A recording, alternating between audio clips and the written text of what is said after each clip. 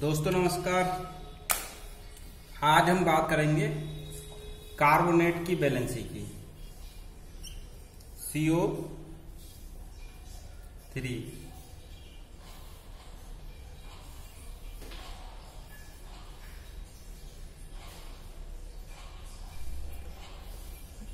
अब ये CO3 की वैलेंसी -2 कैसे होती है ये समझने की कोशिश करेंगे। ठीक है,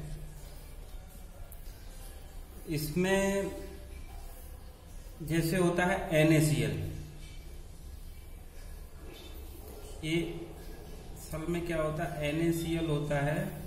तो NaCl जब टूटेगा तो टूटता है Na पॉजिटिव और Cl नेगेटिव में। अब Cl नेगेटिव, Na पॉजिटिव और Cl नेगेटिव में अब कैसे करके, अब होता असल में क्या है, जो सोडियम है तो सोडियम का इलेक्ट्रॉनिक विन्यास कितना होता है, 11। ठीक है, तो देखने जाएंगे यहां, ये हो गया Na। अब इसकी सोडियम की पहली वाली सेल में 2 इलेक्ट्रॉन होते हैं, दूसरी वाली सेल में 8 इलेक्ट्रॉन होते हैं। 1 2 3 4 5 6 7 8 इलेक्ट्रॉन हो गए। और तीसरी वाली सेल में 1 इलेक्ट्रॉन हो गया। तो अब क्या होता, अब क्लोरीन हो गया। अब क्लोरीन का क्या रहता है, क्लोरीन में होते हैं 17 इलेक्ट्रॉन। ठीक है, और ये सोडियम में होते हैं 11 इलेक्ट्रॉन। ठीक, अब इसी तरह क्लोरीन को देखेंगे। ये देखो, क्लोरीन की पहली वाली सेल में 2 इलेक्ट्रॉन हो गए। अब दूसरी वाली सेल में 8 इलेक्ट्रॉन हो गए। 1 2 3 4 5 6 7 8। अब तीसरी वाली सेल में 7 इलेक्ट्रॉन हो गए। 1 2 3 4 5 6 7। अब क्या होता है, जब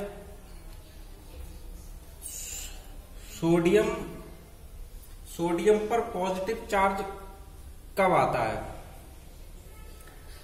सोडियम पर पॉजिटिव चार्ज कब आएगा, जब ये क्या करेगा कि अष्टक रूल को फॉलो करेगा। अष्टक रूल को फॉलो करेगा, मतलब 1 इलेक्ट्रॉन, जो सोडियम का 1 इलेक्ट्रॉन है वो क्लोरीन ले लेगा। सोडियम का 1 इलेक्ट्रॉन है वो क्लोरीन ले लेगा। ठीक है, सोडियम का 1 इलेक्ट्रॉन क्लोरीन ले लेगा। ये वाला इलेक्ट्रॉन है वो क्लोरीन ले लेगा। तो क्या होगा, इसके सोडियम के बाहर वाली सेल में कितना, 8 इलेक्ट्रॉन हो जाएंगे। ये वाला इलेक्ट्रॉन ले लेगा तो बाहर वाली सेल, ये वाली सेकंड वाली बचेगी, तो इसमें 8 इलेक्ट्रॉन हो जाएंगे। और क्लोरीन का क्या रहेगा, क्लोरीन अगर इससे 1 इलेक्ट्रॉन ले लेगा तो इसकी बाहर वाली सेल में भी 7 इलेक्ट्रॉन है, तो 1 इलेक्ट्रॉन अगर इससे ले लेगा तो इसके बाहर वाली सेल में 8 इलेक्ट्रॉन हो जाएंगे। अष्टक नियम पूरा हो जाएगा। तो अब जब ये 1 इलेक्ट्रॉन ले लेगा तो सोडियम पर हो जाएगा 1+ चार्ज। क्यों? क्योंकि सोडियम ने 1 इलेक्ट्रॉन क्लोरीन को दे दिया है। ठीक है, तो अब सोडियम में कितने इलेक्ट्रॉन बचेंगे, 10 इलेक्ट्रॉन। ठीक। और क्लोरीन ने एक इलेक्ट्रॉन लिया है तो इस पर एक नेगेटिव चार्ज आ जाएगा, तो इसमें इलेक्ट्रॉन एक बढ़ जाएगा, तो ये हो गया 18। जब कोई एक इलेक्ट्रॉन किसी दूसरे एटम को दे देगा, जो देगा उस पर पॉजिटिव चार्ज आ जाएगा और जो इलेक्ट्रॉन लेगा उस पर नेगेटिव चार्ज आ जाएगा, और जो जितने इलेक्ट्रॉन देगा उस पर उतने पॉजिटिव चार्ज आ जाएंगे। सोडियम क्या है, एक इलेक्ट्रॉन दिया तो एक पॉजिटिव चार्ज आ जाए, और क्लोरीन ने एक इलेक्ट्रॉन लिया है तो एक नेगेटिव चार्ज आ गया। अगर कोई दूसरा आइटम होता, अगर वो 2 इलेक्ट्रॉन देता तो यहाँ पर 2 पॉजिटिव चार्ज आ जाते। अगर कोई दूसरा कोई एटम होता तो वो 2 इलेक्ट्रॉन लेता तो यहाँ पर 2 नेगेटिव चार्ज आ जाते। ऐसे अगर ये 4 इलेक्ट्रॉन देता तो यहाँ पर 4 पॉजिटिव चार्ज आ जाते। अगर ये 4 इलेक्ट्रॉन लेता तो यहाँ पर 4 नेगेटिव चार्ज आ जाते। तो इस तरह इसका बैलेंसी हो गया +1 और इसकी हो गई -1। तो इसी के आधार पे हम थोड़ा सा समझेंगे कि ये CO3 कार्बोनेट की बैलेंसी को थोड़ा सा समझेंगे। ठीक है। अब जैसे कार्बोनेट हो गया CO3, ठीक है, ये कार्बोनेट, ये हो गया कार्बन, ठीक, और ये हो गया ऑक्सीजन। तो कार्बन का जो एटॉमिक नंबर होता है वो होता है 7, मतलब उसमें होते हैं 7 इलेक्ट्रॉन, और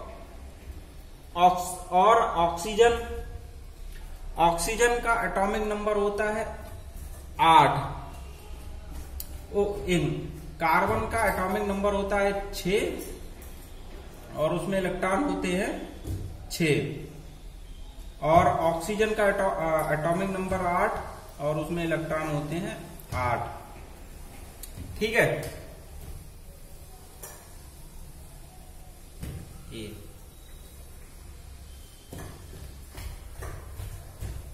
ये हो गया 6। अब हम देखने जाएंगे कि ये से कार्बन है, कार्बन के पहली वाली सेल में हो जाएंगे 2 इलेक्ट्रॉन, ठीक है, और दूसरी वाली सेल में हो जाएंगे, दूसरी वाली सेल में हो जाएंगे हमारे 4 इलेक्ट्रॉन, 1 2 3 4, ठीक है, ये 4 इलेक्ट्रॉन हो गए। अब ऑक्सीजन का देख लेंगे। अब ऑक्सीजन के बाहर वाली सेल में हो गए, वो ये पहली सेल में हो गए 2 इलेक्ट्रॉन, और दूसरी सेल में हो गए 1 2 3 4 5 6, ये हो गए 6 इलेक्ट्रॉन।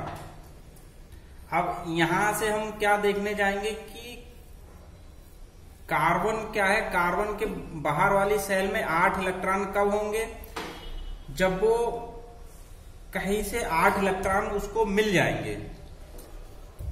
अब कोई इसको 8 इलेक्ट्रॉन दे देगा, वो 4 इलेक्ट्रॉन दे देगा, तब उसमें कितना 8 इलेक्ट्रॉन हो जाएंगे।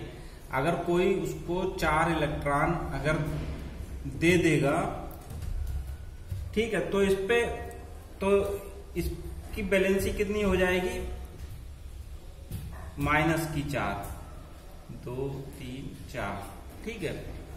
तो ये अष्टक नियम पूरा हो जाएगा, ठीक है।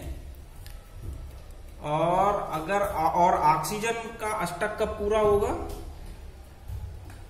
ठीक है, बाहर वाली सेल में मतलब 8 इलेक्ट्रॉन कब पूरे होंगे, जब ये कहीं से 2 इलेक्ट्रॉन इसको मिल जाएंगे, ठीक है, इसको 2 इलेक्ट्रॉन मिलेंगे, तब इसकी ऑक्सीजन की बैलेंसी कितनी हो जाएगी, 2 इलेक्ट्रॉन मिलेंगे तो -2 हो जाएगी, और अगर कार्बन ने 4 इलेक्ट्रॉन लिए हैं तो इसमें इलेक्ट्रॉन प्लस कितने और कितने हो जाएंगे, 6 4 10 इलेक्ट्रॉन हो जाएंगे। ठीक है। और ऑक्सीजन में इसने 2 इलेक्ट्रॉन लिए हैं तो इसमें भी कितने हो जाएंगे, 10 इलेक्ट्रॉन हो जाएंगे। ठीक, अगर 2 इलेक्ट्रॉन ये लेता है कहीं से। अब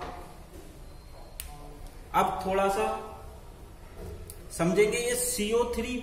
अब CO3 पर का क्या मतलब, CO3 पर ये माइनस के 2 चार्ज क्यों आ जाते हैं, कैसे आ जाते हैं। ठीक है। अब ये देखते हैं, 1 मिनट।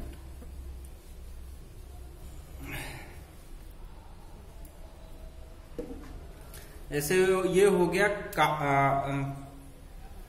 ये हो गया हमारा CO3। अब CO3 को हम कुछ इस तरीके से लिख लेंगे, ये C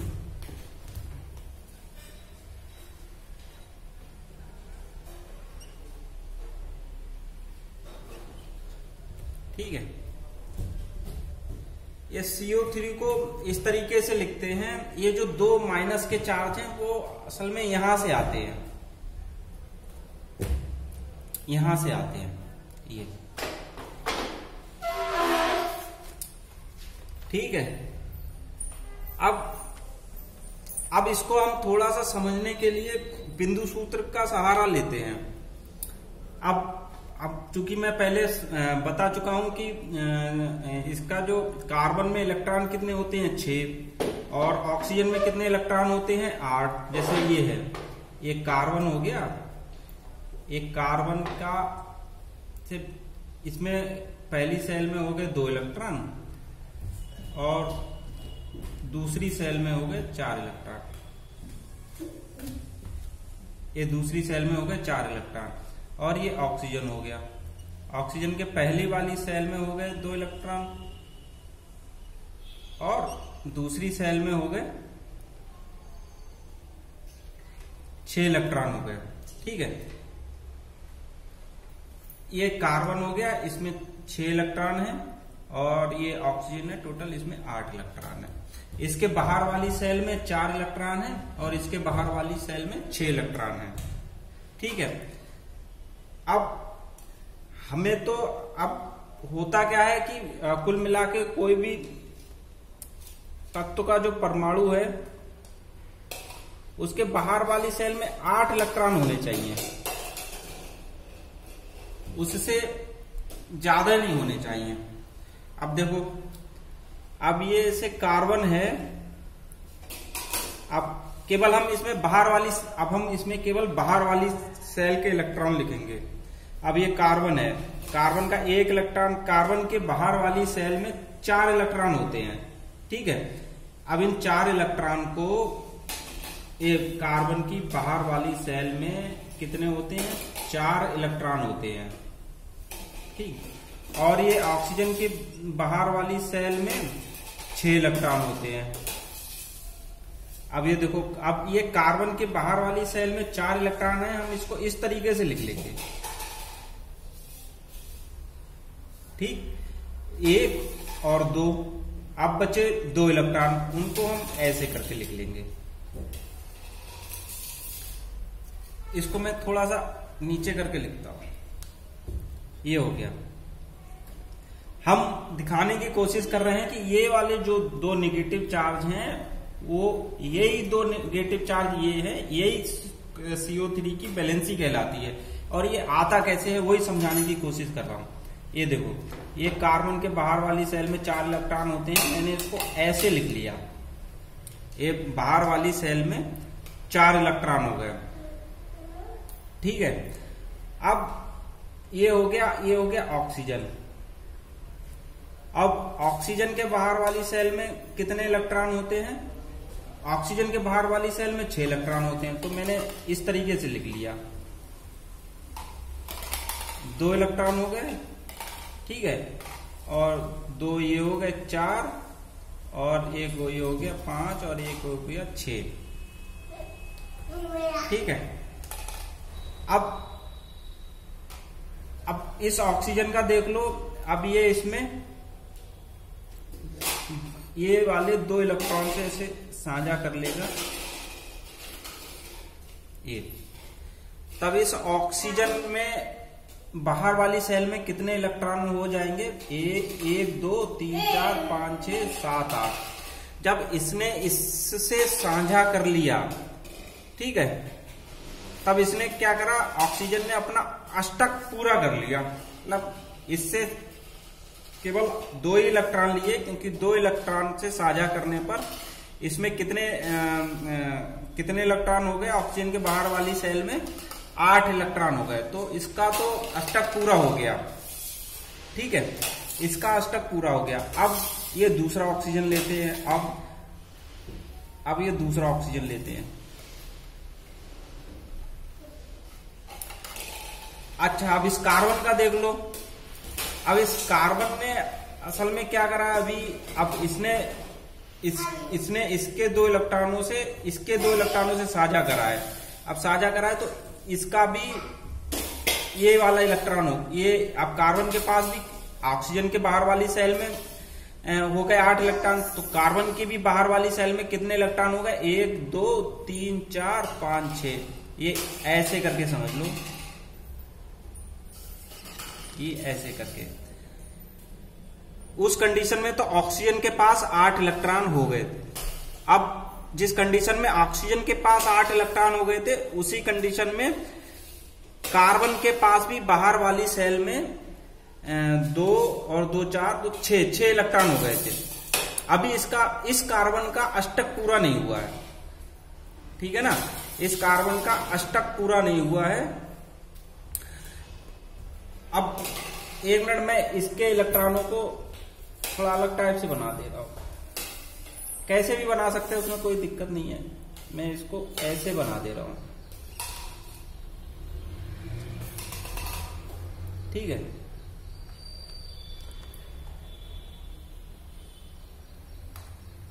इसके बाहर वाली सेल में 8 इलेक्ट्रॉन हो गए।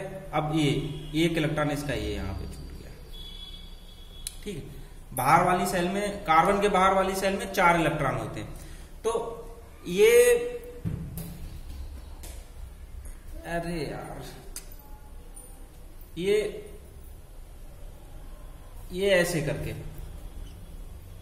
ये चीज ये तो जिस कंडीशन में ऑक्सीजन के पास 8 इलेक्ट्रॉन हो गए कार्बन के 2 इलेक्ट्रॉन से साझा करके, उसी तरह इस कार्बन के भी बाहर वाली सेल में 2 4 तो इसके हुए और 2 इसने ऑक्सीजन के इलेक्ट्रॉनों से साझा कर लिया, तो इसके बाहर वाली सेल में 6 इलेक्ट्रॉन हो गए। मतलब अभी इस कार्बन का अष्टक पूरा नहीं हुआ है। तो वो कहां से पूरा करेगा? वो करेगा इस ऑक्सीजन के 1 इलेक्ट्रॉन से साझा कर लेगा। और इस ऑक्सीजन के बाहर वाली सेल में कितने इलेक्ट्रॉन हैं? 6 2 1 2 3 4 5 6, ठीक है। ये 6 इलेक्ट्रॉन हो गए। अब ये वाला कार्बन क्या करेगा? या तो ऐसा करे कि मतलब 2 इलेक्ट्रॉन से इसके साझा कर ले। अब 2 इलेक्ट्रॉन से साझा कर लेगा। अगर इसके 2 इलेक्ट्रॉन से साझा कर लेगा तो इसके बाहर, इस ऑक्सीजन के भी बाहर वाली सेल में 8 इलेक्ट्रॉन हो जाएंगे। और ये कार्बन भी अगर इसके 2 इलेक्ट्रॉनों से साझा कर लेगा तो इस कार्बन के भी बाहर वाली सेल में 8 इलेक्ट्रॉन हो जाएंगे और इस ऑक्सीजन के भी बाहर वाली सेल में इलेक्ट्रॉन हो जाएंगे। लेकिन अभी ये ऑक्सीजन बचा हुआ है, क्योंकि कंपाउंड में हमारे, इस CO3 कंपाउंड में हमारे मतलब 1 कार्बन है और 3 ऑक्सीजन है, ठीक है। अगर ये वाला जो कार्बन है ये अपने 2 इलेक्ट्रॉन, ये अपने अगर दो इलेक्ट्रॉन इस ऑक्सीजन के 2 इलेक्ट्रॉन से अगर साझा कर लेगा, अगर ये साझा कर लेगा, ठीक है ना, ये साझा कर लेगा तो इसके बाहर वाली सेल में तो 2, 2, 4, 2, 6 और 2, 8 इलेक्ट्रॉन हो जाएंगे। और इस वाले कार्बन के भी बाहर वाली सेल में 2, 2, 4, 2, 6 और 2, 8, ठीक है, इसको मिला के भी 8 इलेक्ट्रॉन हो जाएंगे। लेकिन ये वाला ऑक्सीजन फिर बच रहेगा, तो ऐसा नहीं होगा। हमको पूरा बैलेंस रखना है कि सभी की बाहर वाली सेल में 8 इलेक्ट्रॉन रहे। तो करेंगे क्या हम,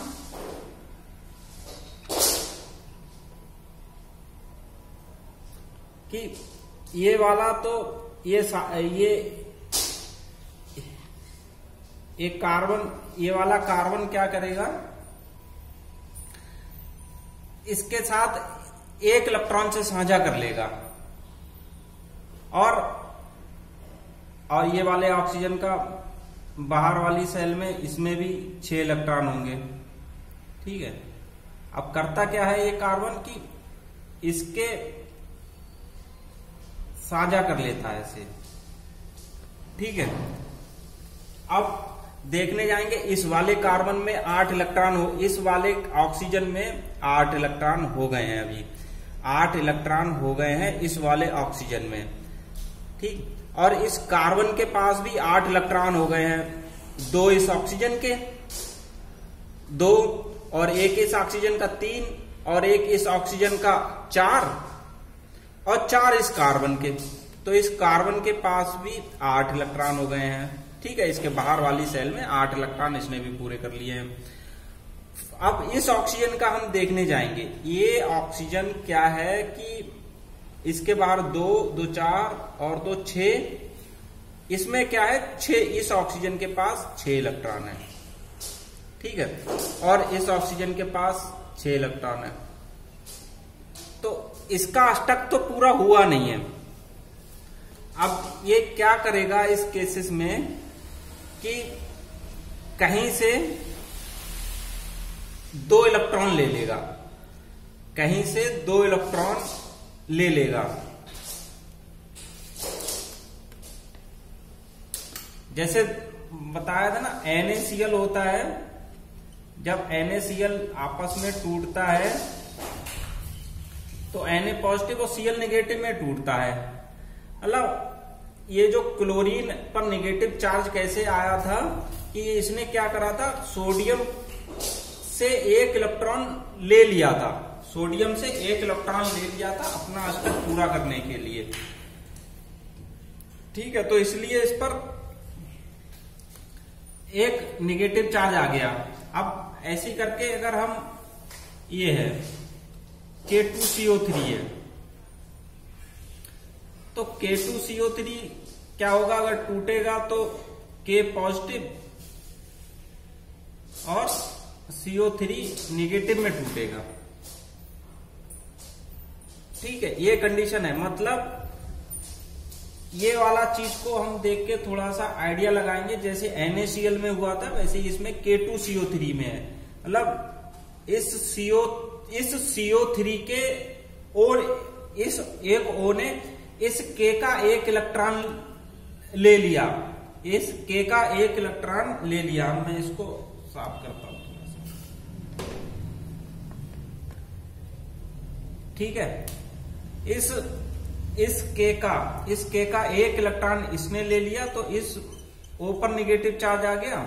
तब इसमें हो, 1 मिनट, यहां पर 7 इलेक्ट्रॉन हो गए, 6। ये जो 6, 2, 2, 4, 2, 6 और 1 7, ये 7 इलेक्ट्रॉन थे। ये 7 गलती हुआ यहां पे, ये 7 इलेक्ट्रॉन है, ठीक है। जब इस O ने इस K का 1 इलेक्ट्रॉन लिया, इस O ने इस K का 1 इलेक्ट्रॉन लिया, तो इसमें क्या हो गया, 7 की जगह 8 इलेक्ट्रॉन हो गए।